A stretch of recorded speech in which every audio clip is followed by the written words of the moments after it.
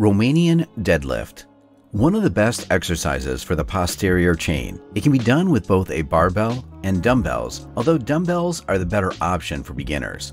Hold the weights in front of you with your arms relaxed. You shouldn't flex your arms while doing this exercise. Instead, imagine your arms to be hooks that connect your torso to the weight.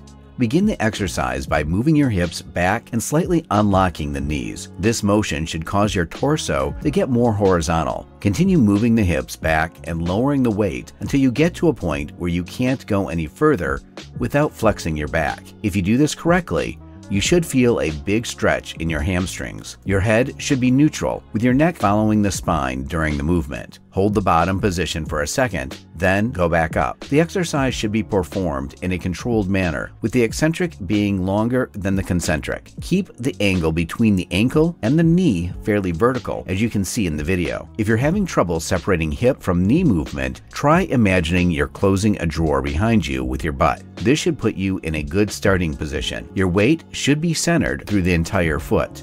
Common mistake: flexing your spine. Make sure your spine stays as flat as possible while doing RDLs. Flexing the spine may cause low back problems. Try working on your hamstring flexibility if you have problems keeping the back straight. A good way to increase hamstring flexibility is to hold the bottom position of an RDL for a few seconds. Common mistake: falling back on your heels. Keep your weight evenly spread through the feet. Don't lift the toes off the ground. Common mistake: bending the arms. Don't stiffen your arms while doing RDLs. If just relaxing them doesn't work for you, try flexing the triceps a bit. That will straighten them out.